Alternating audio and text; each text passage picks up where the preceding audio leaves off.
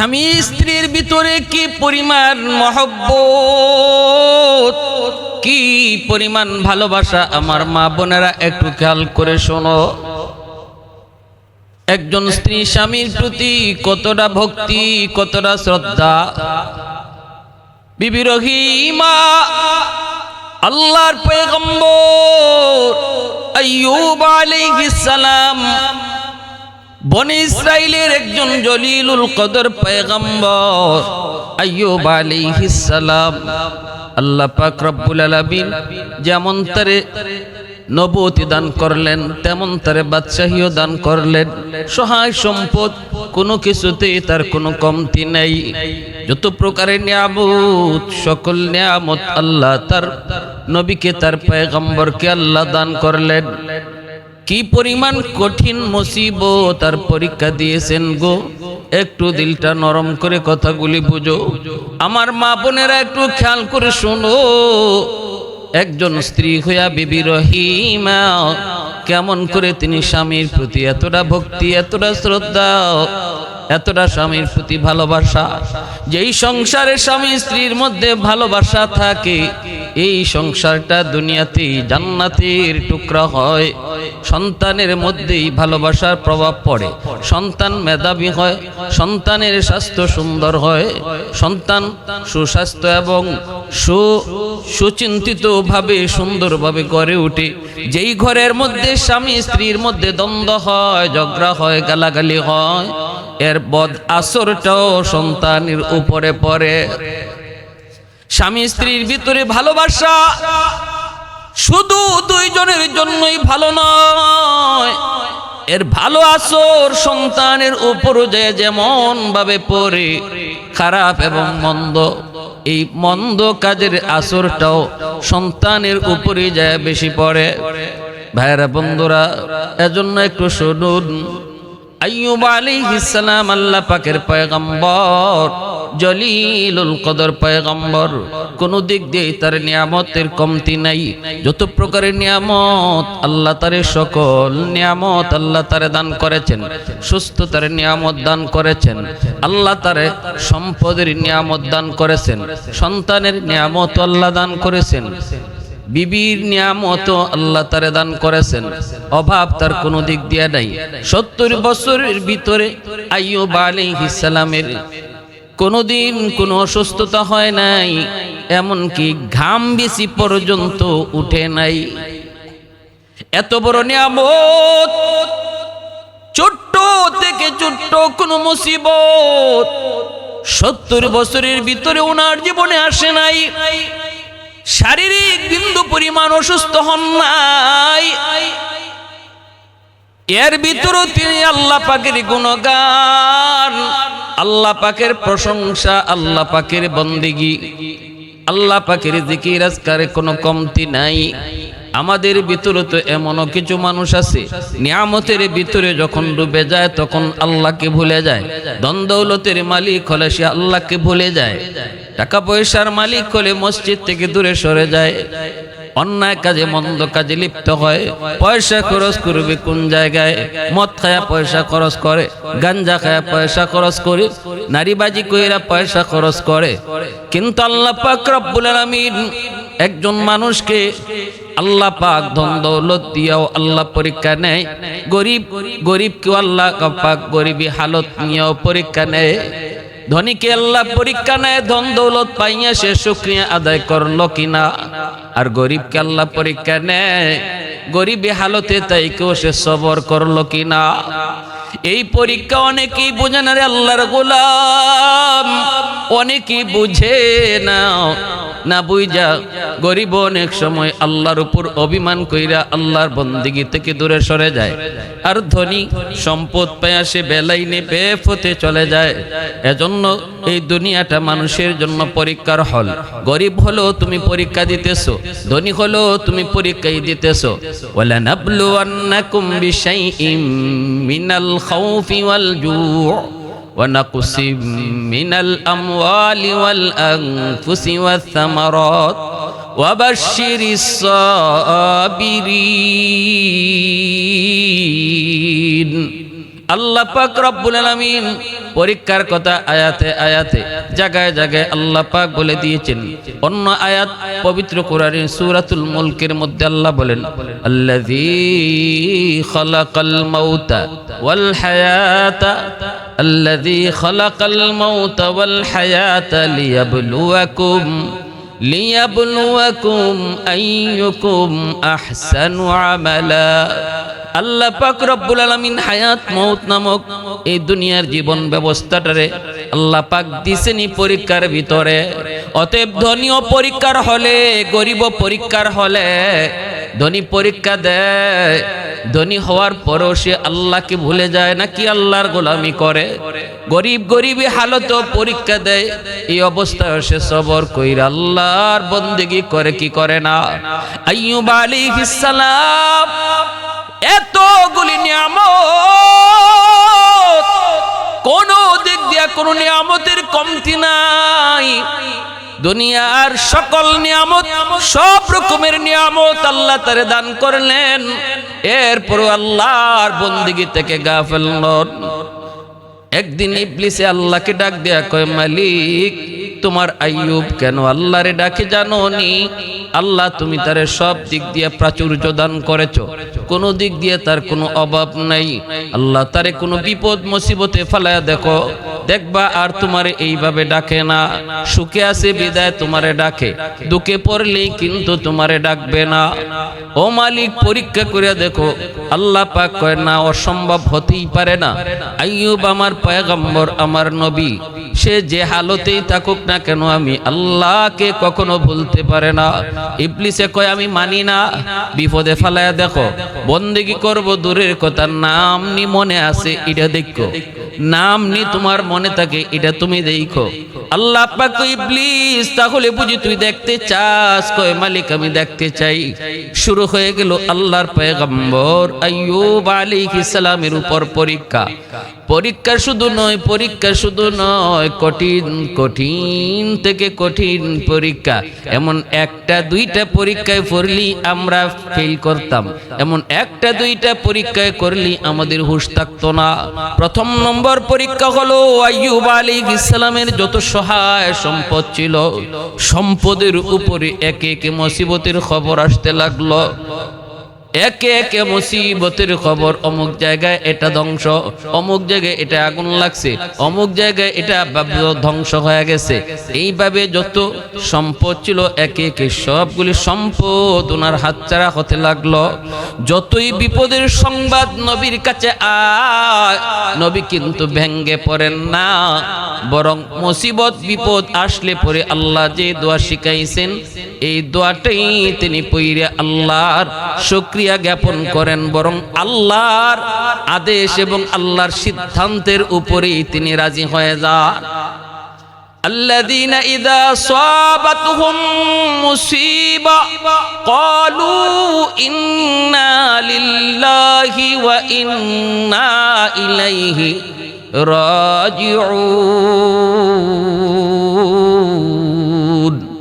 আল্লাহ পাক বলে, যে কোনো মুসিবত তোমাদের উপরে আসুক না কেন, মুসিবতের খবর শোনা মাত্রই তুমি ইন্না লিল্লাহি ওয়া ইন্না ইলাইহি রাজিউন পড়বা। আমরা শুধু মানুষের মৃত্যু সংবাদ শুনলে এই দোয়াটা পড়ি না, না, এই দোয়া শুধু মৃত্যুর সাথেই খাস নয়। যে কোনো মুসিবত, যে কোনো ছোটখাটো মুসিবতে পড়লো, কষ্টে পড়লো, সাথে সাথে এই দোয়াটা পড়া। অর্থ হলো, আল্লাহ আমরা তোমারই জন্য, তোমার দিকে সবার যেতে হবে। আজ আমার ভাই, কাল আমি। এইভাবে আল্লাহ পাকের সিদ্ধান্তের উপরে নিজেকে সন্তুষ্ট রাখা। আল্লাহ কয়, ইবলিস মুসিবতের খবর আমার পয়গম্বরের কাছে আসলো, দেখো একবারের জন্য না শুকরি করে নাই, একবারের জন্য সে বেসবরি করে নাই, আমি আল্লাহর হুকুমকে মেনে নিয়েছে, আমি আল্লাহর সিদ্ধান্তটাকেই মেনে নিয়েছে।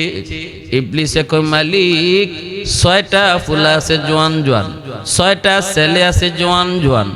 আইয়ুব তো মনে মনে এই কথা কয়, সম্পদ গেছে তো কি হইছে, 6টা ছেলে আছে আমার বড় জোয়ান জোয়ান, আমার ছেলে এবং আমি মিলে সম্পদ আবার যোগাবো। ছেলেদের উপরে ভরসা কইরা সে তোমার সিদ্ধান্তকে মেনে নিয়েছে। আল্লাহ পাক কই তাহলে বুঝি তুই আরো দেখতে চাস? কয় হ, তাহলে আরো দেখতে চাই। 6টা ছেলে এক রুমের ভিতরে ঘুমাইল রে যুবক। রাতের বেলা চাঁদ ভেঙ্গে 6টা যুবক একসাথে এক জায়গায় মারা গেল।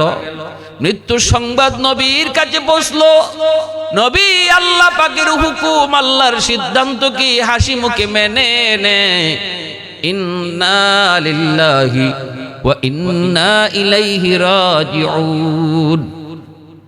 সন্তান আমার কাছে ছিল আমানত, আল্লাহ তার আমানতকে বুঝায় নিয়ে নিছে। আমি আল্লাহর দেওয়া আমানত আল্লাহকে বুঝাইয়া দিছি, অতএব আমার মনে কোনো ধরনের কষ্ট নাই, আমার মনে কোনো ধরনের কোনো অভিযোগ নাই। বাবা তোমরা যে পথের পথিক, আমি নবী আইয়ুব একই পথের পথিক। সবাই আমরা আল্লাহর জন্য আমরা একই দিকে রওনা দিব, তার কাছে ফিরে যাব। আল্লাহ কয় ইবলিস শুনছো শুনছো আমার আইয়ুব কি কয়? ইবলিস কয় মালিক 4টা তার সুন্দরী সুন্দরী বিবি আছে, এই 4টা বিবির কারণে সে এখনো ভরসা রাখে। সন্তান মারা গেছে তো কি হইল, বিবি তো আছে, বিবি থাকলে সন্তান তো দুনিয়াতে আবারও আসার সম্ভাবনা আছে। এজন্যই আইয়ুব তোমার এই সিদ্ধান্তকে হাসি মুখে মেনে নিয়েছে। আল্লাহ পাক ইবলিস তাহলে বুঝি তুই আরো দেখতে চাও? ইবলিস কয় হ্যাঁ আরো দেখতে চাই। আল্লাহ পাকের হুকুম, মালাকুল মউত আজরাইল 4 জন বিবির ভিতরে 3 জন যে রাতে এক জায়গায় ঘুমাইছেন, আর আইয়ুব আলাইহিস সালামের খেদমতে ছিলেন বিবি রহিমা। 4 বিবির ভিতরে 3 বিবি যেই করে ঘুমায়াছেন, এই জায়গায় 3 জনের একসাথে মৃত্যু হয়েছে গো। কিন্তু আইয়ুব আলাইহিস সালামের খেদমতে যিনি ছিলেন বিবি রহিমা, আল্লাহর হুকুমে আল্লাহ পাক তারে বাঁচায় রাখলেন। 3 জন বিবির ইন্তেকালের খবর পয়গম্বরের কাছে আসার পরেও তিনি আল্লাহ পাকের নাশুকুর বান্দা নন।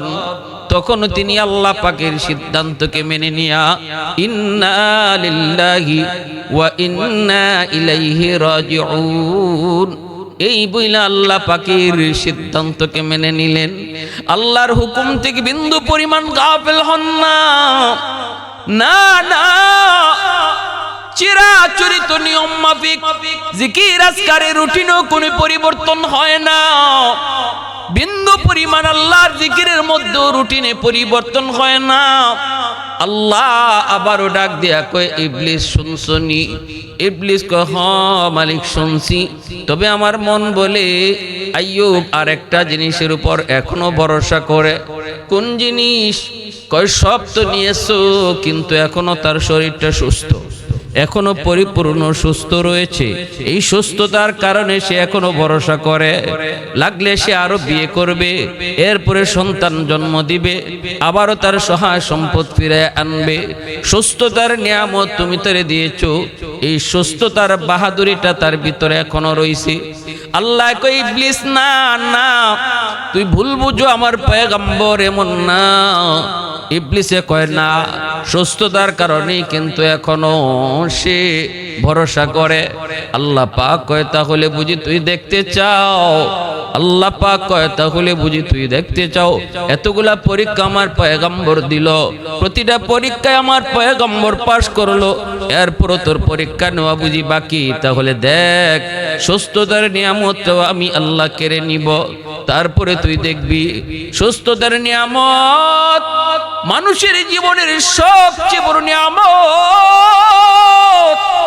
সুস্থতার নিয়ামত মুসা আলাইহিস সালামকে আল্লাহ আমি যদি নবী হইতাম, তুমি যদি খোদা হইতা, কোন জিনিসটা চাইতা? আমি যদি খোদা হইতাম, তুমি যদি বান্দা হইতা, আমার কাছে কি চাইতা? আল্লাহ কয় মূসা এটা তো কখনো হওয়ার না। মূসা নবী কয় মালিক আমিও জানি এটা কখনো হবে না, কিন্তু আমার একটা উদ্দেশ্য আছে। আল্লাহ একটু কও আমি খোদা হইলে তুমি আমার কাছে কি চাইতা? আল্লাহ কয় যদি এমন কখনো হয়, এমন কখনো হইতো, তাহলে আমি সুস্থতার নিয়ামত তোমার কাছে চাইতাম। এজন্য সুস্থতা এত বড় নিয়ামত। মূসা নবীর সাথে সাথে আল্লাহ কয় মালিক আমি পেয়ে গেছি, আমি যে উদ্দেশ্যে তোমার কাছে এই প্রশ্ন করেছিলাম, জবাব পেয়ে আমিও তোমার কাছে কি চাইবো এটা পেয়ে গেছি। আল্লাহ তুমি আমাকে সুস্থতার নিয়ামত তুমি দান করো। কারণ সুস্থতার নিয়ামত যার কাছে থাকবে তার নামাজ ভালো লাগবে। সুস্থতার নিয়ামত থাকলে পরে রোজা রাখা সম্ভব হবে। সুস্থতার নিয়ামত থাকলে আল্লাহর জিকির আজকার করতে ভালো লাগবে। সুস্থতার নিয়ামত কত বড় নিয়ামত বুঝে আসে তখন যখন একজন মানুষ অসুস্থ হয়। সুস্থ থাকতে সুস্থতার নিয়ামত কেউ বুঝে না, সুস্থতার কদর কেউ করে না। আল্লাহর নবী কই দুইটা নিয়ামতের ব্যাপারে মানুষ সবচেয়ে বেশি গাফিল হয়। এই দুইটা নিয়ামতের ব্যাপারে সবচেয়ে বেশি গাফিল হয়। যখন এই দুইটা নিয়ামত চলে যায় তখন তারা নিয়ামতের কদর বুঝে। এক হলো আসিহা, দুই নম্বর হলো আল ফারাগা। একটা হলো সুস্থতা আর একটা হলো অবসরতা। যখন মানুষ সুস্থ থাকে তখন সুস্থতার কদর বুঝে না, অসুস্থ হলে কদর বুঝে। আবার যখন মানুষ অবসর থাকে তখন সে অবসর নিয়ামতের কদর বুঝে না। যখন ব্যস্ত হয়ে যায় তখন অবসরতার নিয়ামতের কদর তখন তার বুঝে আসে। আফসোস করে আর কয় হায় রে, এখন তো নফল বন্দিগি বেশি পারি না, এত কাজে ব্যস্ত হয়ে পড়লাম। এখন তো এত জিকির আজকার পারি না, এত কাজে ব্যস্ত হয়ে পড়লাম। এখন তো এত কোরআন তেলাওয়াত পারি না, এত কাজে ব্যস্ত হয়ে পড়লাম। হায় আফসোস, কিছুদিন আগেও তো আমি এত ব্যস্ত ছিলাম না, তখন তো দৈনিক এক পারা কোরআন পড়তে পারতাম। তখন ওই আফসোস গুলা করে, কিন্তু থাকতে কদর বুঝে না। এজন্যই আইয়ুব আলাইহিস সালামের সুস্থতার উপরে পরীক্ষা শুরু হয়ে গেল। আল্লাহর হুকুমে শরীরের মধ্যে পোকা ধরলো, পোকা সারা শরীর পচতে লাগলো, ছোট ছোট টুসা পড়ে গেল, টুসার ভিতরে পোকা জন্ম নিল। এই দুর্গন্ধ শরীর থেকে বের হতে লাগলো। ঘরের মধ্যে দুর্গন্ধ, কেউ থাকতে পারে না। মানুষেরা কয় ও আইয়ুব কেমনে তোমার নিয়ে থাকবো? আইয়ুব আলাইহিস সালামকে রেখে মানুষ আপনজন প্রিয়জন কেউ কাছে থাকলো না, সব দূরে চলে গেল। মানুষেরা কয় রহিমা বাঁচতে যদি চাও তাহলে তুমিও আইয়ুব রে সাইরা চলে যাও। কিন্তু আল্লাহর বান্দি, ও আমার মা বোনেরা শুনো, স্বামীর প্রতি কি পরিমাণ ভালোবাসা ভক্তি। দুর্গন্ধে কেউ টিকতে পারলো না, কিন্তু বিবি রহিমা মানুষদেরকে ডাক দিয়া কয় তোমাদের নাকি গন্ধ লাগে, কিন্তু আমার নাকি গন্ধ লাগে না। কারণ আমার স্বামী শুধু স্বামী না, তিনি আল্লাহর পয়গম্বর। তোমরা যদি না পারো তাহলে যার যার মতো সরতে পারো, কিন্তু আমি রহিমা জান যাবে গো, আমার স্বামীর খেদমত থেকে আমি দূরে যাব না। কয় তাহলে স্বামীর নিয়ে তাড়াতাড়ি দূরে চলে যাও। রাস্তায় চলে আসলেন, ঘর থেকে এলাকা থেকে মানুষেরা বের করে দেয়, রাস্তায় চলে আসলেন। পথিকেরা কয় রহিমা তোমরা যদি এখানে বসা থাকো, আইয়ুবের শরীরের দুর্গন্ধের কারণে আমরা চলাচল করতে পারি না গো, অন্য কোথাও চলে যাও। চলে গেলেন হাওরে। জমি জমার কাম কাজ করে কৃষকেরা, এরা বাধা দেয় এখানে যদি থাকো জমি জমায় কাম করা আমাদের পক্ষে সম্ভব হবে না। আল্লাহর বান্দি রহিমা, ইনি গরিব ঘরের কোনো মেয়ে নন রে যুবক, গরিব ঘরের কোনো মেয়ে নন। তিনিও একজন রাজকন্যা, তিনি একজন জমিদারের মেয়ে। গোষ্ঠী এবং গোত্র নবী পয়গম্বরের গোত্র ইউসুফ আলাইহিস সালামের বংশের মেয়ে। তাফসীরের কিতাবের ভিতরে লিখেন বিবি রহিমা হলেন ইউসুফ আলাইহিস সালামের গোষ্ঠী এবং বংশের মেয়ে। অতএব বংশ হলো নবীর বংশ। আবার সম্পদের দিক দিয়েও বাবা ছিলেন জমিদার বাদশাহ। এত সম্পদশালী সুন্দরী, আবার সম্ভ্রান্ত বংশের একজন নারী, মহিষী নারী বিবি রহিমা স্বামীকে ছেড়ে যেতে রাজি হন নাই। মানুষেরা কয় জমি জমায় কাম করতে পারি না, তাড়াতাড়ি করে অন্যত্র চলে যাও। স্বামীকে নিয়ে তিনি চলে গেলেন জঙ্গলে, যেই জায়গায় এলাকার মানুষের ময়লা মূত্র ফলানো হইতো। একটা ডাস্টবিন ছিল, যেই ডাস্টবিন থেকে এত দুর্গন্ধ বের হতো, মানুষেরা এর পাশ দিয়ে যাইত না, এত দুর্গন্ধ। বিবি রহিমা আল্লাহর পয়গম্বর আইয়ুব আলাইহিস সালামকে নিয়ে তিনি ওই ডাস্টবিনের কাছে যাই একটা ছোট্ট ঝুপড়ি বানাইলেন। কারণ এটাই মনে করলেন এই দিক দিয়ে মানুষের কোনো যাতায়াত নাই, অতএব আমার স্বামীকে নিয়ে যদি এই জায়গায় থাকি তাহলে কেউ আর বাধা দিবে না। এই জায়গাতেই থাকতে লাগলেন, স্বামীর সেবা করেন। কিন্তু স্বামীর কি খাওয়াবেন, খানার তো প্রয়োজন। তিনি চলে যেতেন সকালবেলা বসতিতে, গ্রামের ভিতরে যায়া তিনি টুকটাক কাম কইরা কিছু খাবার সংগ্রহ কইরা এই খাবার নিয়ে স্বামীকে তিনি খাওয়াইতেন গো। এই আল্লাহর গোলাম স্বামীরে খাওয়াইতেন হালুয়া পাকাইয়া। কিন্তু এই হালুয়া কেমনে খাওয়াইবেন গো? চামচ দিয়ে মুখে দিতে পারেন না, কারণ পুরা মুখটা পুকে খায়া শেষ করে ফেললো। দাঁতের জামিটা পর্যন্ত পুকে খায়া শেষ করে ফেলেছে। চামচ দিয়া যদি খাওয়াইতে যান, চামচটা যদি ওই ক্ষত জায়গার মধ্যে লাগে তাহলে নবী চিৎকার দিয়ে ওঠে। আঙ্গুল দিয়েও খাওয়াইতে পারেন না, আঙ্গুলের নখটা যদি ক্ষত জায়গার মধ্যে লাগে তাহলে চিৎকার করে উঠেন, চিৎকার দেয়া উঠেন। আল্লাহ পাক রব্বুল আলামিনের কাছে পয়গম্বর শুধু একটাই আবদার করেছিলেন, মালিক ও মালিক, আমি তোমার কাছে কখনো বেসুবরি করব না, না শুকরি করব না। আল্লাহ শুধু একটা আবদার করি, মালিক 70 বছর পর্যন্ত আমাকে তুমি সুস্থতার নিয়ামত দিয়েছো, একটা দিনের জন্য আমার নিয়ামত তুমি কেড়ে নেও নাই। আজ তুমি আমাকে অসুস্থ বানাইছো, বছরের পর বছর চলে যায়। আল্লাহ তোমার কাছে একটা আবদার করি, তুমি আমারে অসুস্থতা দিয়েছো, শুধুমাত্র সবর করার মতো তৌফিক তুমি আমাকে দান কইরো। আরেকটা আবদার করি, মালিক পোকায় যদি আমার দাঁত খায়, পোকায় যদি আমার চেহারা খায়, পোকায় যদি আমার হাতও খায়, পোকায় যদি আমার পাও খায়, পোকায় যদি আমার পুরো বডিটাও খায়, চোখও খায়, কানও খায়, খাক, আমার আপত্তি নাই। কিন্তু মালিক আমার জিহ্বাটা তুমি পোকা দিয়ে খাওয়াও না, কারণ এই জিহ্বা দিয়ে আমি আল্লাহ আল্লাহ জিকির করি। আল্লাহ আমার জিহ্বাটা যদি পোকায় খায় আমি কেমনে তোমারে আল্লাহ কয়া ডাকমু, কেমনে তোমারে আল্লাহ আল্লাহ জিকির করমু। আল্লাহ তুমি আমার জিহ্বাটা পোকা দিয়া খাওয়াও না। আল্লাহর পয়গম্বর আল্লাহর কাছে আবদার করেছে, মালিক সবর করার তৌফিক দান কইরো।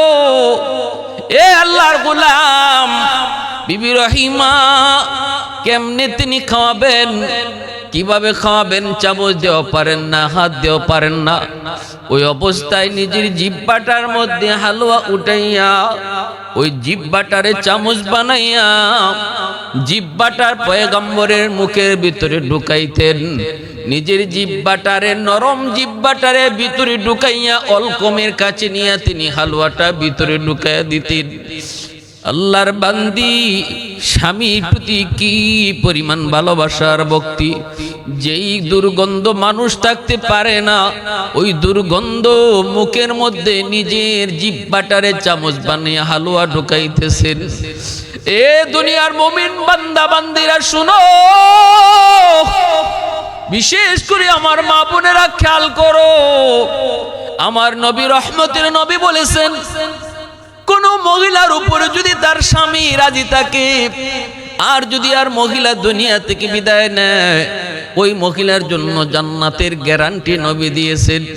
আল্লাহর নবী বলছেন, যদি আল্লাহর পরে কাউকে সেজদা করার আদেশ আল্লাহ দিত, তাহলে আমি নবী বলি মালিক দুনিয়ার নারীদেরকে তার স্বামীকে সেজদা করার জন্য আদেশ দিয়ে দিত। এতটা সম্মান, এতটা ইজ্জত আল্লাহ পাক স্বামীকে দিয়েছেন রে আল্লাহর বান্দি। এবার আল্লাহর বান্দি বিবি রহিমা চামচ বানাইলেন, নিজের জিব্বাটারে চামচ বানায়া স্বামীরে তিনি এইভাবে হালুয়া খাওয়ান। একদিন জিব্বার মধ্যে একটা পোকায় কামড় মারলো। ওই পোকার কামড় খাইয়া বিবি রহিমা চিৎ হয়ে মাটিতে পড়ে গেলেন, বেহুশ হয়ে গেছেন যন্ত্রণায়। হুশ ফেরার পর স্বামীকে ডাক দিয়া বলেন, স্বামী গো, কেমনে আপনি সহ্য করেন এতগুলি পোকার কামড়? একটা পোকার কামড় আমি সহ্য করতে পারলাম না, আর আজকে আপনি বছরের পর বছর, এতটা বছর যাবত কেমনে আপনি পোকার কামড় সহ্য করেন গো স্বামী? একটু আল্লাহর কাছে বলেন, একটু আল্লাহর কাছে চান, আল্লাহ যেন আপনারে সুস্থ করে দেয়। পয়গম্বর আইয়ুব আলাইহিস সালাম বিবিকে ডাক দিয়ে বলেন, বিবি তুমি কি অধৈর্য হয়ে গেছো? তুমি কি অধৈর্য হয়ে গেছো গো বিবি? যদি তোমার কষ্ট হয় তাহলে তুমি চলে যাও, তোমার যদি কষ্ট হয় তুমি চলে যাও, আমার কোনো আপত্তি নাই, আমি তোমার উপর রাজি আর খুশি। ওই দিন যদি ওই বিবিদের সাথে তুমি ওই ঘরে ঘুমাইতে, তাহলে আজ তুমিও দুনিয়া থেকে বিদায় হয়ে যেতে। একা একাই আমি মালিকের কাছে শুধু হাত পাতায় তাকায় থাকতাম। অতএব বিবি গো, এমন কথা কইও না। 70 বছর যে মালিক আমারে সুস্থ রাখলো, আর আজকে কয় বছর হইছে? 17 বছর হইছে। 16-17 বছর, এখনো 70 বছরের কাছেও যায় নাই। 70 বছর যদি আমি অসুস্থ থাকি, তাহলে তো 70 বছর সুস্থ থাকার বরাবর হয়, নিয়ামতের বরাবর হয়, এখনো তো বরাবরই হয় নাই। তাহলে কোন মুখে আমি মালিকরে ডাক দিয়া কইমো, আল্লাহ তুমি আমারে সুস্থ করো, আল্লাহ তুমি আমারে সুস্থ করো? আমি চাইবো না, না আমি পারবো না। যদি তোমার কষ্ট হয় বিবি গো, তুমি চলে যেতে পারো। সাথে সাথে বিবি রহিমা স্বামীর পা জড়ায় কান্না শুরু করে দিলেন, আর বলতেছেন, স্বামী গো, আমি ভুল করেছি, আমাকে আপনি মাফ করে দেন।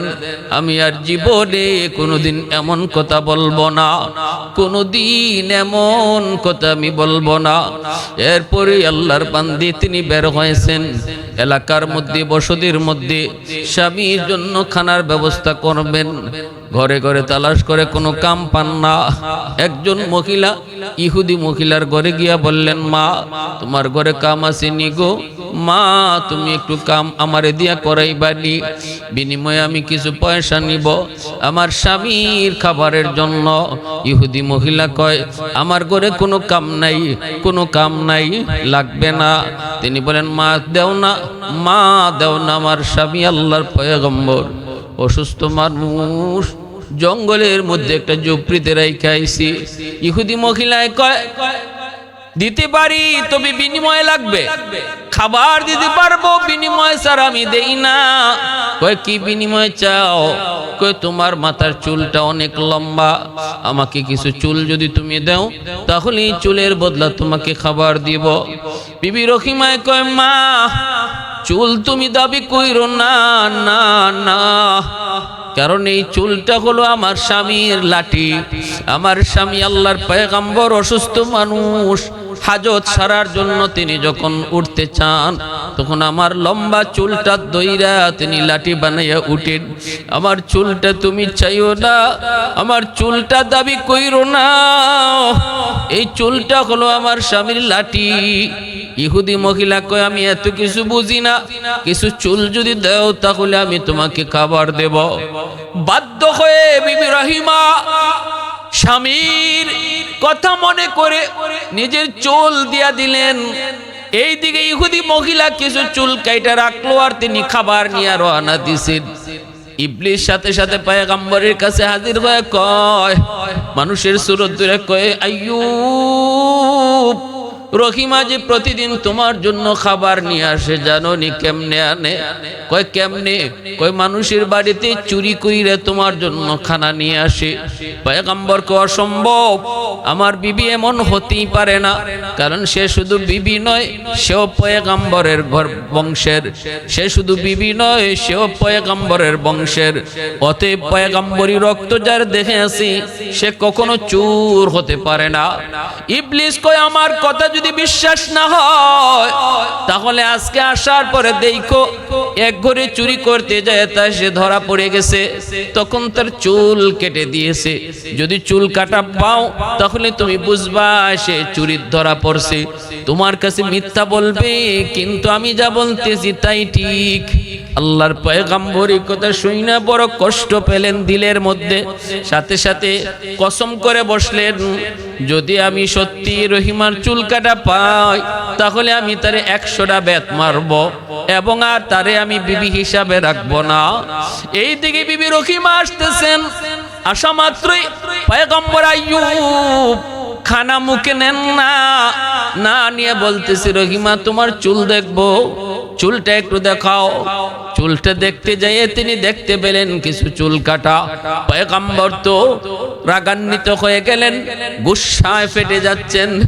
সাথে সাথে বলতেছে, বিবি গো, তোমার খানা আমার লাগবে না, তুমি চলে যাও, চলে যাও। তুমি আমার জন্য খানা আনতে গিয়ে বুঝি মানুষের বাড়িতে চুরি করো। চুরি করা মাল আমি খাই না, হারাম মাল। কখনো ইমানদার মুমিন হারাম খায় না, হারাম খাইতে পারে না। হারামের ভিতরে কখনো আরাম হয় না। আল্লাহ পাক রব্বুল আলামিন হালাল জিনিসটাকে আমাদের জন্য আল্লাহ পাক রিজিক হিসেবে রাখছেন। হারাম কখনো মুমিন ইমানদারের রিজিক হতে পারে না। যাও, তুমি চলে যাও, তুমি চলে যাও, তোমার খানা আমি খাবো না। বিবি রহিমা হাউমা করে কান্না শুরু করে দেন। স্বামীর পা জড়ায় কই, স্বামী গো, কসম খুদার, আমি চুরি করি নাই, আমি চোর না গো স্বামী, চোর না। আমি খানা পাই না কোথাও। একজন মহিলা আমার চুল কাটার শর্ত দিয়ে আমাকে কিছু খানা দিয়েছে। আমি যতই বলেছি চুলটা চাইও না, সে আর কোনো কিছুই মানে না। আমি শুধু আপনার কথা খেয়াল করে, আপনার কষ্টের কথা খেয়াল করে আমি আমার চুলটা দিয়েছি, তার বিনিময়ে আমি কিছু খানা নিয়ে এসেছি। কিন্তু আইয়ুব আলাইহিস সালাম তিনি কেমনে বিশ্বাস করবেন? সাথে সাথে আল্লাহ জিব্রাইলকে পাঠায়, কই জিব্রাইল তাড়াতাড়ি আমার হাবিবের কাছে, আমার বন্ধুর কাছে যাও, আমার পয়গম্বরের কাছে যাও, জয়া পয়গম্বরকে বলো রহিমা যা কইছে তাই ঠিক, আর আগে যে কয়ে গেছে সে হলো ইবলিস। আর আমার পয়গম্বরে কইও 100টা বেত মারার যে কসম করেছিল, এই কসম পুরা করার জন্য 100টা ছোট ছোট কঞ্চি হাতে নিয়ে একবার শুধু রহিমার গায়ে আঘাত করত, কসম পুরা হয়ে যাবে। জিব্রাইল আমিন আইসা হাজির, নবীকে ডাক দিয়া বলতেছেন, নবী গো, রহিমা যা বলছে তাই ঠিক। আর আগে যে বলে গেছে সে মানুষ না, সে আপনার কোনো শুভাকাঙ্ক্ষীও না, সে হলো মানুষের চিরশত্রু, তার নাম হলো ইবলিস। কত বড় শয়তান! ইবলিসের কাজটাই হলো মানুষের সফলতা বন্ধ করে দেওয়া। ইবলিস যখনই দেখে কোনো মানুষ আল্লাহকে পাওয়ার লাইনে আগাইতেছে, ইবলিস তখনই তার পথে বাধা হয়ে দাঁড়ায়। ইবলিসের শরীরে আগুন লেগে যায়। কোনো মানুষ যখন আল্লাহকে পাওয়ার রাস্তায় আগায়, ইবলিসের গায়ে সেটা বরদাস্ত হয় না। কারণ আল্লাহর কাছে ওয়াদা করে আসছে যে মানুষের কারণে আজকে আমি জাহান্নামী হয়েছি, ওই মানুষ কেমন করে জান্নাতে যায় আমি ইবলিস দেখব। এই মানুষ কেমনে তোমার খুশি করে এটাও আমি দেখব। আমি তার ডানে বামে সামনে পিছনে সর্বদিক দিয়া ষড়যন্ত্রের জাল বিছিয়ে রাখবো। যাবে কোন পথে? যে পথেই যাবে আমার জালে আটকা পড়বে। কিন্তু আল্লাহ বলে, ইল্লা ইবাদাকা মিনহুমুল মুখলাসিন, আমার মুখলিস বান্দা যারা, তাদের বিন্দু পরিমাণও ক্ষতি করতে পারবি না। যারা আমি আল্লাহকে ভয় করে, যারা আমাকে সাথে নিয়ে চলে, তার কোনো ক্ষতি তুই করতে পারবি না। ইমানদার মুমিন ভালো করে মনে রেখো, আল্লাহ রিজিক যা আমাদের জন্য আল্লাহ পাক হালাল রিজিকের ব্যবস্থা করেছেন, হারাম থেকে দূরে থাকতে বলেছেন। হালালের ভিতরে আল্লাহ পাক শান্তি রাখছেন, আর হারামের ভিতরে অশান্তি রাখছেন। সুদ খাওয়া হারাম, ঘুষ খাওয়া হারাম, চিটারি বাটপারি করা হারাম, অন্যের মাল ভক্ষণ করা হারাম। করতে পারো, আনতে পারো, শান্তি পাবা না। শান্তি দেওয়ার মালিক আল্লাহ। টাকায় শান্তি আসে না, সম্পদের ভিতরে শান্তি না, শান্তির মালিক আল্লাহ। এর চাবিও আল্লাহর হাতে। আল্লাহ যদি শান্তি দেয় তাহলেই শান্তি মিলে, আর আল্লাহ যদি শান্তি না দেয় কোটি কোটি টাকার মালিক হয়েও শান্তি নামক নিয়ামতের দেখা পাবে না। এটা আল্লাহর হাতে। শান্তি যদি কিনতেই পাওয়া যাইত তাহলে দুনিয়াতে গরিব শান্তির কোনো বাগই পাইতো না। সব ধনীরা শান্তি কিনে লই আইতো টাকা দিয়া। টাকা পয়সা তো সব শান্তির জন্য। এই শান্তি যদি না পাইলে তো টাকা দিয়ে কি হইতো? টাকা দিয়ে শান্তি কিনে নিয়ে আসতো। কিন্তু না, আল্লাহ পাক এটা তার হাতেই রাখছেন। দেখবেন গরিব আরামে ঘুমায়, আর কোটিপতি ঘুমের ট্যাবলেট খাইয়েও ঘুম ধরে না। গরিব আরামে ঘুমায়, রিক্সাওয়ালা রিক্সা থামায়া হাতটারে বালিশ বানায় ঘুমায় যায়, আর কোটি কোটি টাকার মালিক মকমলের বিছানায় এসি রুম, এরপরও ঘুম আসে না। আমার ভাইয়েরা, বন্ধুরা, যুবক, এরপরে জিব্রাইল আমিন নবীকে একটা সালাম দিলেন। আল্লাহর পয়গম্বর তিনি সালামের জবাব দিতে একটু দেরি করলেন। আল্লাহ রাব্বুল আলামিন জিব্রাইলকে জানাইছে, জিব্রাইল, আমার পয়গম্বর আইয়ুব পরীক্ষায় উত্তীর্ণ হয়ে গেছে। 70 বছর পর্যন্ত যদি আমি তারে অসুস্থ রাখি, সে সাফ সাফ জানায় দিছে, এর ভিতরেও সে একবারও সে না সবুর হবে না, বেসবুর হবে না। এরপরে সে আমার কাছে হয়তো সুস্থতার নিয়ামত আবদার করবে, সমানে সমানে গেলে। অতএব আমার আইয়ুবের পরীক্ষায় পাস। ইবলিস, এবার তুই কি করব? ইবলিসে কয়, মালিক আমারও বুঝ হয়ে গেছে। ফেরেশতারা কয়, মালিক আর পরীক্ষা লাগবে না। আইয়ুব নবী তার পরীক্ষায় 100 সফল।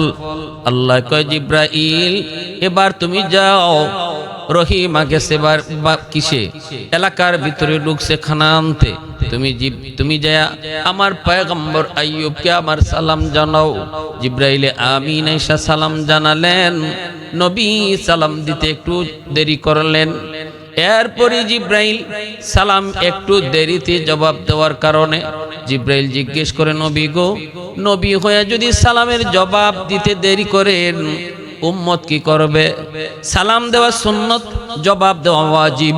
ভালো করে একটা মাসালা বুঝবেন, সালাম দেওয়া সুন্নত, জবাব দেওয়া ওয়াজিব। একজনে সালাম আপনারে দিল, আপনি যদি সালামের জবাব না দেন তাহলে ওয়াজিব তরকের গুনাহ হবে। সালাম যে দিল, সে না দিলে তার গুনাহ হইতো না। কিন্তু কেউ যদি দেলায়, তার জবাব আপনাকে দেওয়ানোই লাগবো, না দিলে আপনার গুনাহ হইব। কবিরা গুনাহ কি জাত গুনাহ? কবিরা গুনাহ হইব। ওয়াজিব তরকের গুনাহ হলো কবিরা গুনাহ। এজন্য সালাম যে দেয় তারে জবাব শোনায়া দিতে হয়। মুখে মুখে মনে মনে জবাব দিল জবাব হয় না। সালামের জবাব সালাম দাতাকে শোনায়া দিতে হয়। এটা হলো সালামের জবাব দেওয়ার তরিকা। আমাদের সমাজের কিছু মানুষ আছে, সালাম দিলে পরে উত্তর না দিয়ে কয় উ, মাথা ঝুঁকি দিয়ে কয় উ কইয়া কোনো জবাব হয় না। সালামের জবাব দিতে হয় ওয়া আলাইকুম আসসালাম ওয়া রাহমাতুল্লাহ, তারে শুনাইয়া। আর রাজনৈতিক কিছু সালাম আছে, আসসালামু আলাইকুম, হ্যাঁ তুলে, এটা কোনো সালাম না। সালামের গোষ্ঠীও না, সালামের বংশ না, সালামের সয় না। কিছু মানুষ আছে আসসালামু আলাইকুম কয় না, কয় সালাম আলাইকুম। সাম শব্দ আরবিতে মরণ। আমরা সালাম দেই তোমার উপর শান্তি বর্ষিত, আর যে সালাম আলাইকুম কয় এটার অর্থ হইল তুই তাড়াতাড়ি মর। এটা দোয়া করলো না, এটা বদ্দুয়া দিল, তো বদ্দুয়া দিল। অতএব সালাম কোনো ফ্যাশন না, সালাম কোনো মোশন না, সালাম কোনো ক্রেডিট না, সালাম কোনো বাহাদুরি না, সালাম কোনো রাজনৈতিক ইশারা না। সালাম হইল আল্লাহকে খুশি করার একটা ইবাদত। এটা ইবাদত করলে যে আগে দেয় তারে আল্লাহ পাক 10টা সওয়াব দান করে। কোন রাসূল যে সালাম আগে দেয় তারে 100টা নেকি দান করা হয়। জবাব অবশ্যই দিতে হবে। যে সালাম দিল তারে শোনায়া জবাব দিতে হবে, শোনায়া জবাব দিতে হবে। প্রিয় হাজিরিন, এজন্য আইয়ুব আলাইহিস সালাম একটু দেরি করছেন। জিব্রাইল আমিন বলছেন, নবী গো আপনি দেরি করলেন কেন? পয়গম্বর আইয়ুব সাথে সাথে নিজের উজর পেশ করেন আর বলেন, ওগো আল্লাহর ফেরেশতা জিব্রাইল, আপনি যখন আমাকে সালাম দিয়েছেন তখন আমার জিহ্বার মধ্যে একটা পোকা ছিল, পোকাটায় আমার দাঁতের মারি খাইতেছে। আমি যদি ওই সময়ে সালামের জবাব দিতাম তাহলে আমার জিহ্বা থেকে পোকাটা হয়তো মাটিতে পড়ে যেত। আমি ভয় পেয়েছি কিয়ামতের ময়দানে এই পোকা যদি আল্লাহর কাছে নালিশ করে, আল্লাহ তোমার পয়গম্বর আইয়ুবের জিহ্বায় বসাছিলাম, আমারে খাইতে দেয় নাই, জিহ্বা থেকে ফালাইয়া দিছে। কি জবাব দেব, কি জবাব? এই ভয় আমার অন্তরের ভিতরে আসলো। আমি ভাবলাম আমার পোকাটা আল্লাহর মেহমান হয়ে আইছে, তার মতো সে চলে যাক, এরপরে আমি সালামের জবাব দিব।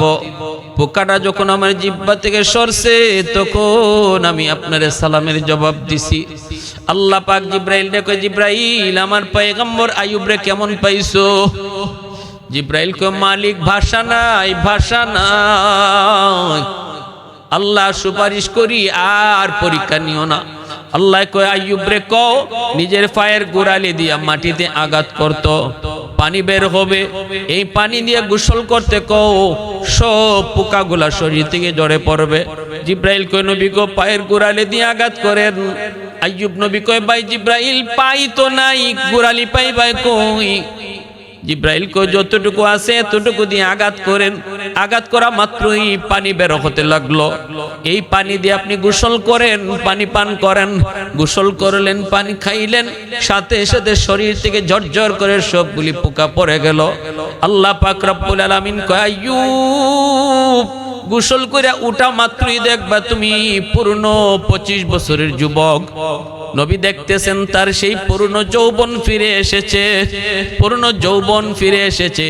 আল্লাহ পাক রব্বুল আলামিন হারানো যৌবন আবার তার ফিরিয়ে দিলেন। তিনি বৈশা রইছেন একটু দূরে, জিব্রাইল আমিন চলে গেলেন। বিবি রহিমা আসলেন স্বামীর কাছে। আয়েশা দেখেন যেখানে ঝুপড়ি ছিল ঝুপড়িতে স্বামী নাই, ভয় পেয়ে গেছেন। আল্লাহর কাছে কান্দে, মালিক আমার স্বামীরই বুঝি বাগে খেয়ে ফেলেছে। তাকায় দেখেন উঁচা একটা জায়গায় একটা যুবক বসা, পিছন দিক দিয়া চেহারা ঠিক মতো দেখা যায় না। কাছে যায় পিছন থেকে ডাক দিয়ে বলেন, কে গো তুমি? ওখানে আমার স্বামী ছিলেন অসুস্থ, আল্লাহর পয়গম্বর। তুমি কি তারে কখনো দেখেছো? তুমি কি তারে দেখেছো? আমি তো তারে জায়গায় পাইতেছি না। নাকি তারে কোনো বাঘ ভাল্লুক খেয়ে ফেললো? নবী কোনো জবাব দেয় না, জবাব দেয় না। বারবার জিজ্ঞানোর পর এইবার তিনি জবাব দিয়া কয়, রহিমা কারে তুমি কি জিগাইতেছো? যারে তুমি জিগাইতেছো সেই তো তোমার স্বামী আইয়ুব। এই বইলেই তিনি চেহারাটা ঘুরাইলেন, ঘুরাইয়া বিবির কাছে গেলেন আর গিয়া বলেন, রহিমা দেখো তো 25 বছরে আমার যে যৌবন কালটা ছিল ওই যৌবনের চেহারাটা একটু খেয়াল করো। খেয়াল কইরাই তিনিও চিনে ফেললেন স্বামীরে, সাথে সাথে বুকে জড়ায় নিলেন আর বলতেছেন, বিবি গো এটা মালিকের পরীক্ষা ছিল, আমি পরীক্ষায় পাশ করার কারণে আল্লাহ পাক আমার হারানো সকল নিয়ামত আল্লাহ আবার ফিরিয়ে দিছি। আল্লাহ পাক রব্বুল আলামিন বিবিদেরকে আল্লাহ ফিরিয়ে দিছে, সন্তানও আল্লাহ আবার ফিরিয়ে দিছে, ক্ষমতা আল্লাহ ফিরিয়ে দিছে, সহায় সম্পদ সব কিছু আল্লাহ ফিরিয়ে দিছে। এমন কি বলা হয়েছে তাফসীরের কিতাবে, আইয়ুব আলাইহিস সালাম যে দিক দিয়া যাইতেন ওনার পিছন দিক দিয়া এরকম স্বর্ণের বৃষ্টি পড়তো। অতীতে যে নিয়ামত ছিল, হারানো নিয়ামত আল্লাহ যা ফিরিয়ে দিছে, ডাবলের ডাবল আল্লাহ নিয়ামত আবার ফিরিয়ে দিছে। এজন্য ভাইরা বন্ধুরা একটু দিলটারে নরম করে ঘটনা থেকে শিক্ষা নিব। বিশেষ করে আমার মা বোনেরা খেয়াল করে শুনেন, স্বামীর এতাত, স্বামী ভক্তি আল্লাহর কাছে কত পছন্দ, আল্লাহর কাছে কত পছন্দ। একজন স্ত্রী স্বামীর প্রতি ভক্তি আর সেবা, স্বামীর সেবা কইরা, স্বামীর আনুগত্য কইরা আল্লাহর কতটা প্রিয় হইতে পারে এর উজ্জ্বল দৃষ্টান্ত আর নজির হলো বিবি রহিমার সেই সেবা। এজন্য আমার মা বোনদেরকে বলবো সর্বদা স্বামীর প্রতি ভক্তি রাখি, স্বামীর আনুগত্য করি, আর স্বামীদেরকে বলবো স্ত্রীকে আমরা মহব্বত করি, ভালোবাসি। ভালোবাসা বিয়ের আগে নয়, ভালোবাসা হবে বিয়ের পরে। ওই দিন থেকে আমি আবু বকর কোন রাতে বিছানায় পিঠ লাগাই নাই। কখন আমার নবী দরজার পাশে এসে আমাকে ডাক দিবে আর আমার দরজা খুলতে দেরি হবে, এজন্য আমি বিছানায় পিঠ লাগাই নাই গো নবী। সারাটা রাত দরজার পাশে দাঁড়ায় দাঁড়ায় 40টা রাত আপনার অপেক্ষা করেছি। এ ভাই আবু বকর, যেই রাতে আমার নবীকে নিয়ে তুমি রওনা দিয়েছো গারে সুর, এই সেই গুহা, যেই গুহায় আমার নবীকে নিয়ে তুমি উঠবা, সেটা পাহাড়ের উপরে। এই পাহাড়ের নিচে যে নবীকে বলেছো নবী গো, এত উঁচু পাহাড় বেয়ে আপনার উঠতে বড় কষ্ট হবে, আপনি পাহাড় বেয়ে উঠতে পারবেন না, আপনি আমার পিঠে উঠেন। এই পাহাড়টা তুমি আমার রহমতের নবী সরওয়ারে দু জাহানের বাদশাকে নিজের পিঠে লইয়া পাহাড় বায়া বায়া সেই গুহা যায় নবীকে নিয়ে পড়ছো। এ ভাই আবু বকর, ওই রাতের কথা বলছি, ওই রাতের কথা বলছি যেই রাতে আমার নবীকে নিয়ে তুমি গুহার কিনারায় দাঁড়ানো, আর নবীকে বলেছো নবী গো আপনি আগে ঢুকেন না, আমি যে আগে ঢুকবো। গুহার ভিতরে কোনো হিংস্র জীব জানোয়ার যদি থাকে, আমার ক্ষতি হলে তেমন ক্ষতি হবে না, উম্মতের তেমন ক্ষতি হবে না, কিন্তু যদি আপনার কোনো ক্ষতি হয় তাহলে গোটা উম্মত হালাক হয়ে যাবে। আপনি এই জায়গায় একটু দাঁড়ান গো নবী, আমি ভিতরটা একটু দেখে আসি নিরাপদ কিনা। সেদিন তুমি নবীকে গুহার মুখে রাইখা নিজে যে আগে ঢুকছো, ঢুকে যতগুলি ছোট ছোট গর্তের মুখ ছিল, সাপ থাকার সম্ভাবনা, সবগুলি গর্তের মুখ তুমি পাগড়ির সেইরা কাপড় দিয়ে তুমি মুখটা ঢাকছো। একটা গর্তের মুখ ঢাকার মতো কাপড় তোমার ছিল না, সেই গর্তটা তুমি পা দিয়ে আটকায় রাখছো। এরপরে রহমতের নবীর কইছো নবী গো একটু ভিতরে আসেন। আমার নবী ভিতরে ঢুকলে পরে তুমি নবীরে বলতেছো ইয়া রাসূলুল্লাহ, কষ্ট হয়েছে গো আপনার নবী, আপনি আমার উরুতে ঘুমান, রেস্ট নেন, বিশ্রাম নেন। সেদিন তোমার বিশ্রামের প্রয়োজন ছিল বেশি রে ভাই আবু বকর, অথচ নিজে না ঘুমায়া আমার মায়ার নবীরে নিজের উরাতে তুমি ঘুম পাড়ায় দিছো। 40টা রাত তুমি ঘুমাও নাই, ঘুমের প্রয়োজন ছিল তোমার বেশি। আল্লাহু আকবার জোরে কও। বিবরণ দিতেছে উমর, আবু বকরকে সামনে নিয়ে উমর বিবরণ শোনাইতেছে, ইয়া রাসূলুল্লাহ আপনি আমার উরাতে ঘুমান, রহমতের নবী সরওয়ারে দু জাহানকে তুমি নিজের উরাতে ঘুম পাড়ায় দিছো।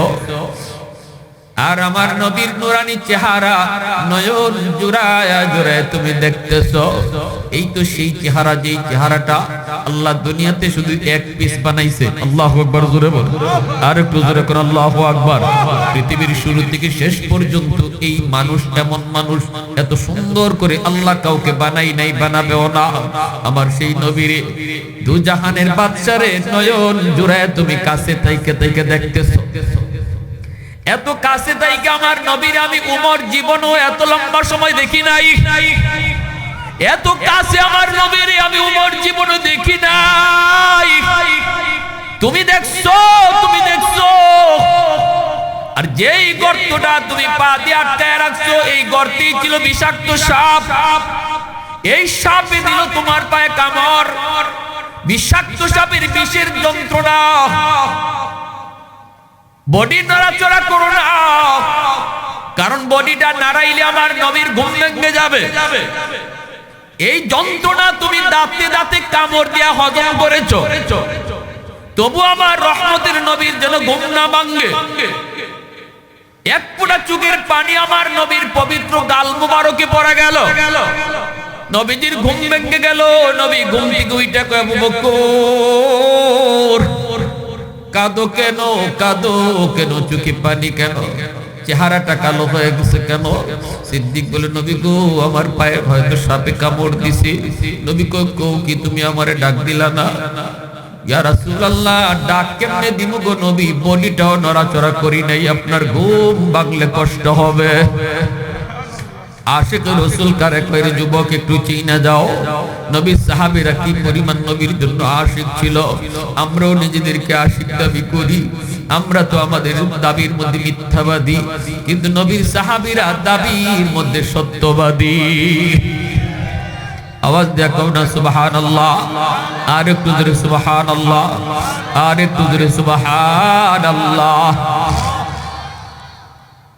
আল্লাহ নবী তার পবিত্র লব মোবারক আঙ্গুলে নিয়ে ওই কাটা জায়গায় লাগায় দেওয়া মাত্রই সাপের বিষ পানি হয়ে গেছে। আমার নবীর লব মোবারকের ভিতরে আল্লাহ পাক কি পরিমাণ অ্যান্টিবায়োটিক আল্লাহ রাখছেন, সাথে সাথে বিষ পানি হয়ে গেছে। নবীজি এইবার ডাক দিয়ে কয়, সাপরে তুই তাড়াতাড়ি বের হ, আমার বন্ধু আবু বকরকে তুই কেন কামড় দিলি? গর্তের ভিতর থেকে সাপটা বের হইছে, নবীজির কাছে আইসে এরম দাঁড়াইছে। আল্লাহর পক্ষ থেকে আল্লাহ সাপের জবান খুলে দিছে। সাপে ডাক দিয়ে কয়, ইয়া রাসূলুল্লাহ, আগে মাপ চাই গো নবী, মাপ চেয়ে নে, আমি ইচ্ছা করে কামড় দেই নাই গো নবী, আমি বাধ্য হয়েছি কামড় দিতে, কারণ আমি অনেক দিন যাবত এই গুহায় আশ্রয় নিছি শুধু এক নজর আপনাকে দেখার জন্য। আমার বাড়ি এখানে ছিল না, ওই যে খেজুর বাগান, ওই খেজুর বাগানে আমি থাকতাম, এই খেজুর বাগানে আমি থাকতাম। আমি বাগানের পাশ দিয়া দুইজন তাওরাত কিতাবের পণ্ডিত যায়, একজন আর একজনকে কয়, দোস্ত ওই যে দেখো গুহাটা, এই গুহাটার কথাই আল্লাহ তাওরাত কিতাবে উল্লেখ করছে, এই সেই গুহা, যেই গুহায় আখিরি নবী হিজরতের রাতে এই গুহায় অবস্থান করবেন। ওগো নবীজি, আমি এই কথাটা শুনে ফেলেছি, শোনার পরে আমি সাপ আমার জায়গা বদলাইয়া দিছি, বাড়ি সাইরে গুহায় আসি এক নজর দু জাহানের বাদশার চেহারাটা দেখার জন্য।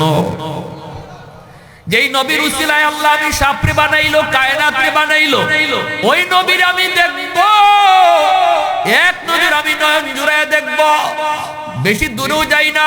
কখন আপনি আইসে আবার চলে যান, কাছে আশেপাশে খানা যা পাই তা খাই আবার চলে আসি আপনাকে দেখার জন্য। আমার দীর্ঘদিনের মনের আশা আজকে পূরণ হতে চলেছে, কিন্তু আবু বকরের পায়ের কারণে বের হতে পারি না। আমার আর কোনো বের হওয়ার রাস্তাও নাই, আর কোনো বের হওয়ার রাস্তাও নাই। এজন্য আমি আবু বকরের পায়ে ইচ্ছা করে না গো নবী, আমি জানি আপনার আবু বকর আপনার কত বড় আশিক, কত বড় পাগল। নবী গো, কামড়টা দিতে আমার কলিজাটা ছিঁড়া গেছে, কিন্তু এরপরও আমি তো আপনাকে দেখবো, আমি তো আপনাকে দেখবো। যে নবীরে দেখার জন্য বাড়িঘর ছাইরা আইলাম, ওই নবীরে যদি না দেখতে পারি আমি আমার মনরে কিভাবে বুঝ দিব? আল্লাহর নবী, রহমতের নবী, মায়ার নবী সাপরে মাফ করে দিলেন।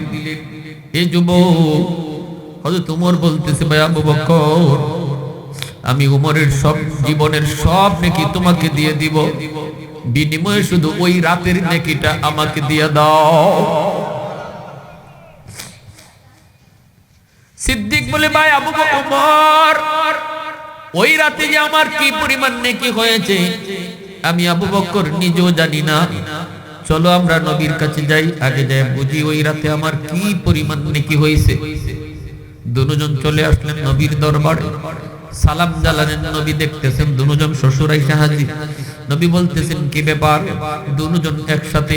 সিদ্দিক বলে, ইয়া রাসূলুল্লাহ, আমরা জীবনের নেকি বদলা বদলি করতে চাই। ওমর আমার জীবন, আমার তার জীবনের সব নেকি আমাকে দিয়ে দিবে, বিনিময়ে আমার জীবনের সব নেকি চায় না, শুধু এক রাতের নেকি চায় গো নবী। অথচ ওই রাতে আমার কেমন নেকি হয়েছে আমি আবু বকর নিজেও জানি না, আপনার কাছে এসেছি জানার জন্য। নবী বলতেছে, এটা কোন রাত বলো? সাথে সাথে সিদ্দিক বলে, রাতটা হলো যেই রাতে আমি আপনার সাথে হিজরত করেছিলাম। यासीन से मौला ने कभी उनको पुकारा, यासीन से मौला ने कभी उनको पुकारा, हामीम कभी और कभी तासीन इशारा। ये रमज़ है कुछ आशिक माशूक के माबैन, समझा है जिन्हें खल्क़ में एक सरवर कौनैन, समझा है जिन्हें खल्क़ में एक सरवर कौनैन। মুসলমানের আওয়াজ এখন আল্লাহু আকবার।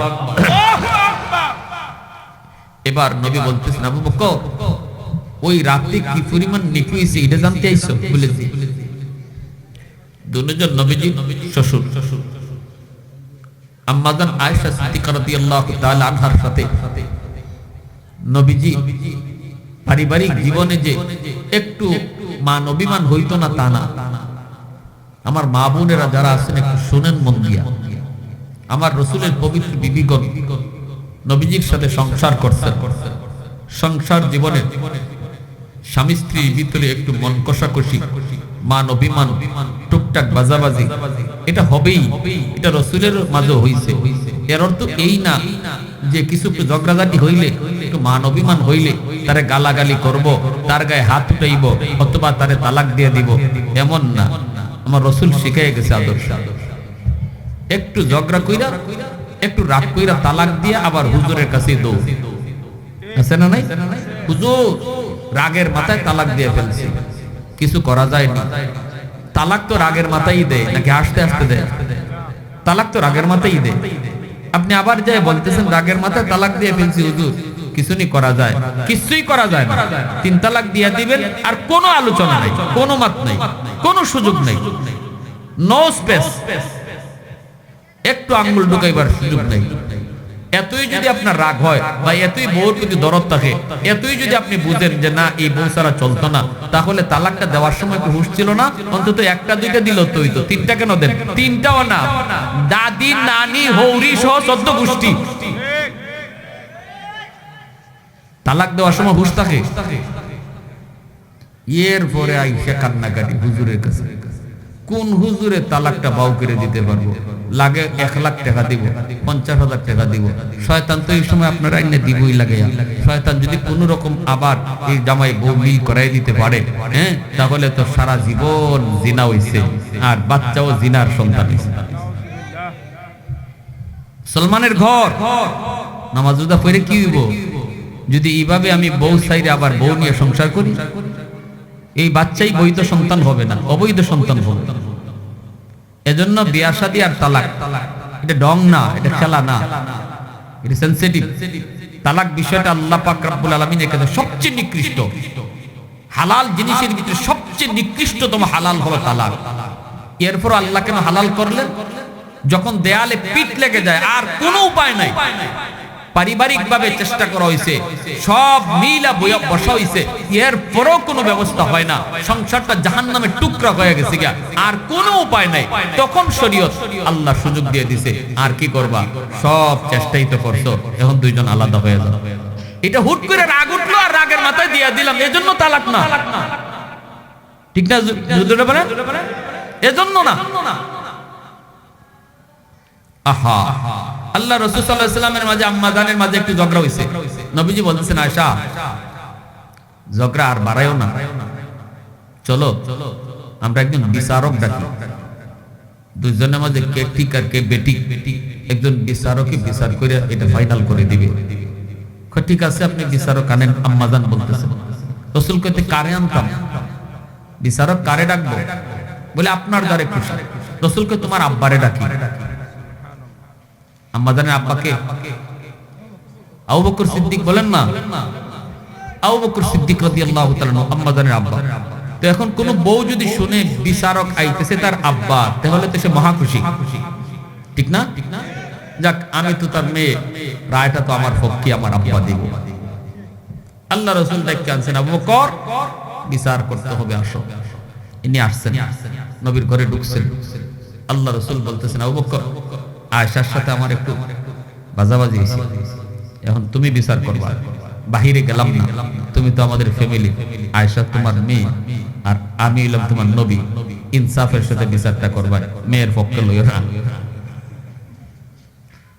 আবু বকর সিদ্দিক তো নীরব, ভিতরে ভিতরে গুসাও যে আমার মাইয়া আজকে রাসূলের সাথে বিচার বসায় দিছে।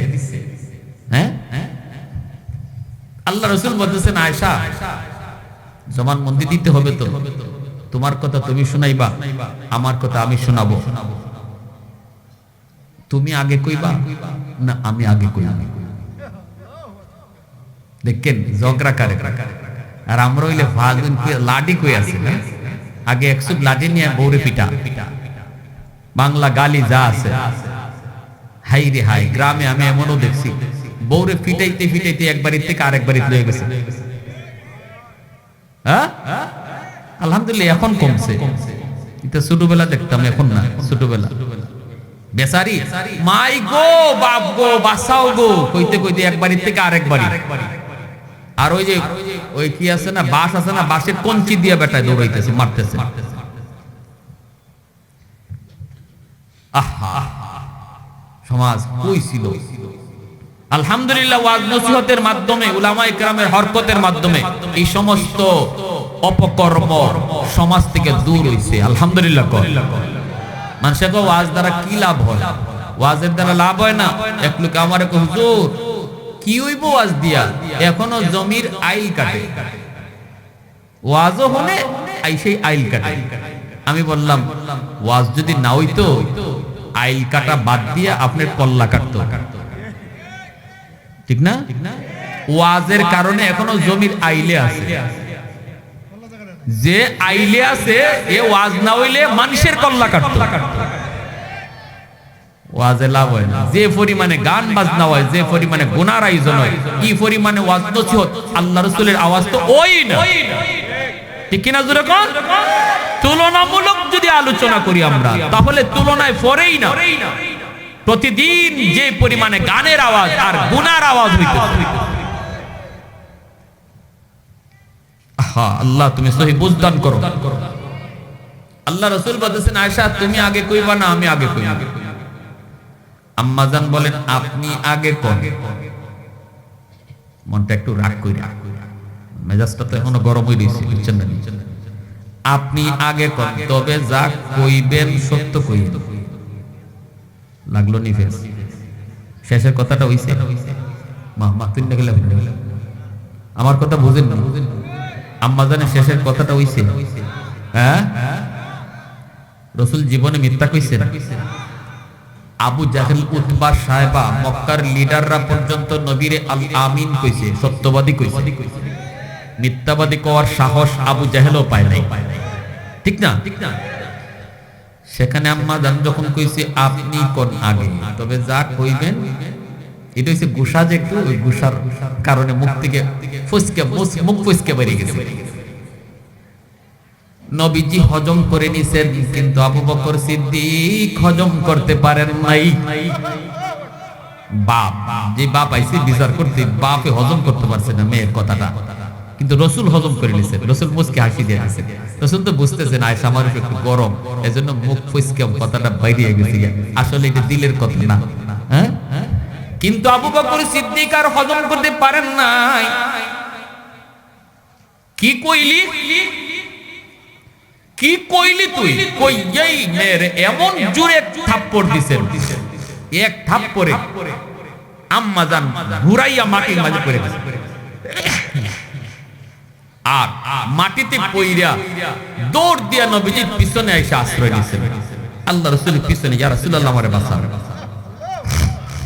আবু বকর সিদ্দিক আবার গেছেন, কইলি কি তুই, কথাটা কইলি কি? আল্লাহ রাসূল থামাইছে, আবু বকর থামো। রাসূল এইভাবে আম্মা জানরে সেভ কইরা নবী থামো, তোমারে মারতে আনি নাই, বিচার করতে আনছিলাম। মারছো কেন?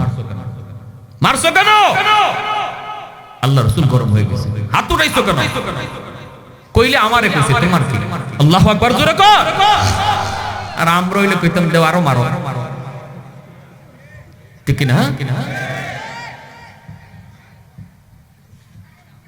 রাসূল বলেন যাও, বিচার লাগবে না, তুমি রুম থেকে বের হও। আবু বকর সিদ্দিক বের হয়ে গেছেন রুমের বাইরে। এইবার নবী হাসি দিয়েছেন, ঘুরছেন, ঘুরে আম্মা জানের পাশে হাসছেন, দুইজনে হাসি দিয়েছেন।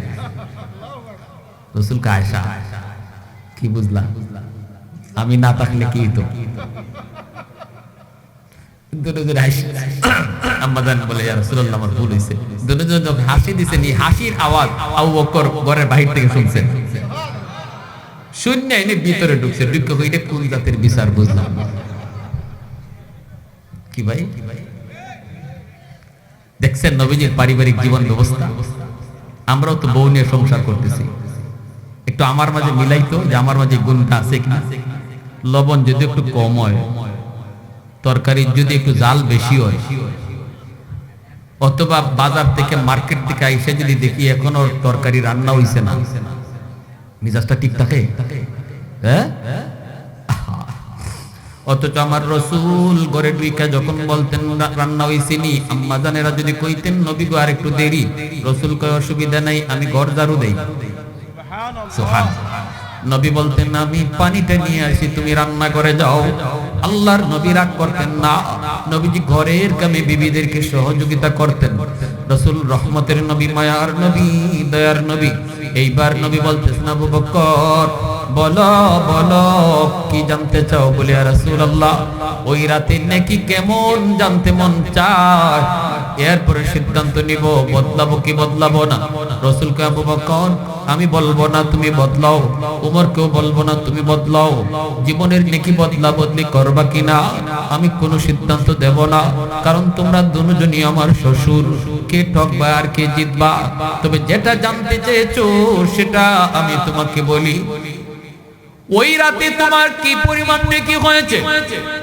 এ আবু বকর, ওই রাতের নেকি যদি এক পাল্লায় রাখা হয়, আর উমর সহ গোটা উম্মতের নেকি যদি এক পাল্লায় রাখা হয়, তুমি আবু বকরের নেকির পাল্লা ভারী হয়ে যাবে।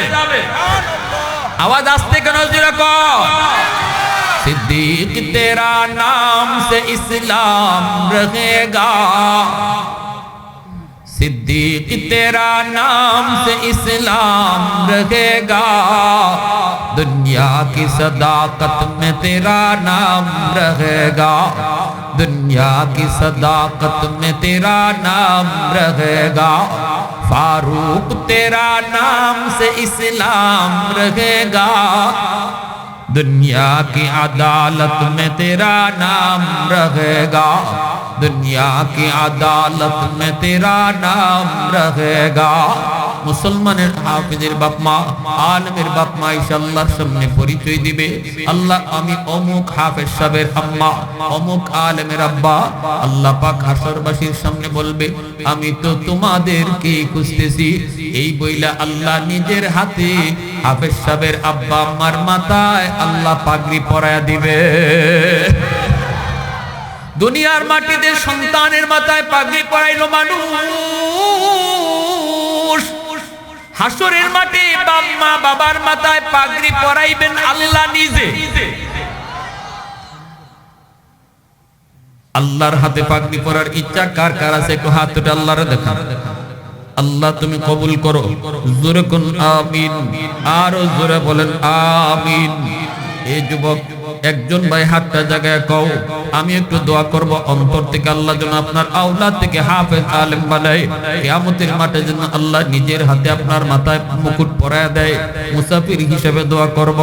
একজন ভাই বলেন হুজুর আমি রমজান মাসে 5,000 টাকা দিব, 2,000 টাকা দিব, রমজান মাস আল্লাহর মাস, আর মাত্র 2 মাস বাকি, 1,70,000 সওয়াব। এখন আপনি মাত্র লেখাইবেন, সাথে সাথে আল্লাহ 1,70,000 সওয়াব নিয়ত করার লগে লগে আমল নামায় দান করবে। একজন ভাই সবার আগে বলেন আলহামদুলিল্লাহ। কিনা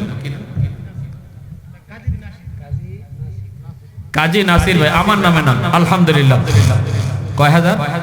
5,000 রমজানে। মারহাবা। আল্লাহ আমার নাসির ভাই আওলাদ থেকে